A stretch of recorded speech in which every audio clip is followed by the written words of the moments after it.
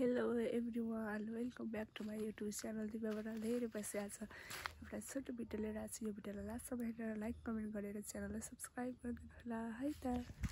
आजको यो भिडियोमा चाहिँ म हिँडिरहेको छु हाम्रो गाउँको रोडबाट। हाम्रो गाउँको रोडबाट चाहिँ यस्तो छ फेरि अनि के भन्छ माथि घर आएको थिएँ म चाहिँ।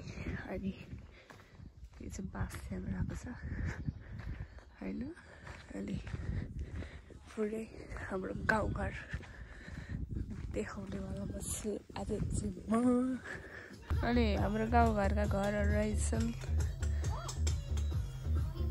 यस्तो ओह्रालो चाहिँ हाम्रो बाटो रहेको छ। यहाँदेखि चाहिँ ओह्रालो झर्नुपर्ने हुन्छ। उताल पनि घर छ, यस्तो देख्न सक्नुहुन्छ। भिरको बाटो छ,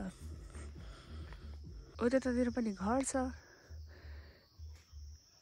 हेर्नुहोस् दर्शक बहिनी, सक्नुहुन्छ घरहरू। त्यसपछि एउटा चाहिँ बाटो एकदमै म खुरखुर कुदिरहेको छु। सक्नुहुन्छ दर्शक बहिनीहरू, हाम्रो साथीहरू, हाम्रो घर, यो घर चाहिँ हाम्रो रहेको छ। अनि यो रुद्राक्षको बोटहरू रहेको छ। यतापट्टि पारिपट्टि देखेको एयरपोर्टवाला पनि टाढा रहेको छ। त्यसपछि यतापट्टिको खानबारी रहेको छ। त्यहाँ एउटा डाँडाहरू देखिन्छ यहाँबाट चाहिँ। अनि एकदमै सट्टसँग दामी भरमा देख्छ है त यहाँबाट चाहिँ। यो चाहिँ हाम्रो घरदेखि अलिकति मास्तिरपट्टि पर्छ। त्यो चाहिँ हाम्रो घर रहेको छ।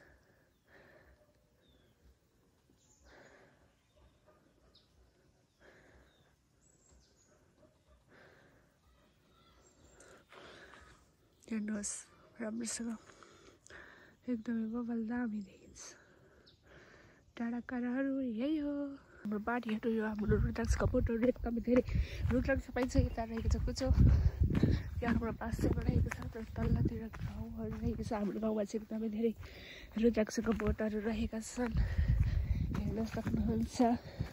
त्यसपछि बारी खानबारी सुन्दर दृश्य हेर्दै हेर्दै आफ्नै घरमा आइपुगिसकेको छु म साथीहरू। यो रहेको छ रुद्राक्ष दाना।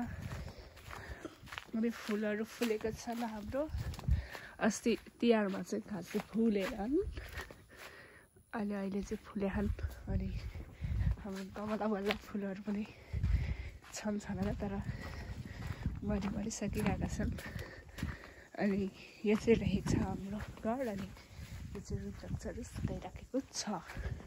अनि यो चाहिँ कटपिस हो साथीहरू, यो चाहिँ तिल हो। हस् त साथीहरू, आजलाई यति नै। अर्को भिडियो पनि लिएर आउनेछु। लास्टसम्म हेरिदिनु भएकोमा धन्यवाद। हस्, बाई बाई।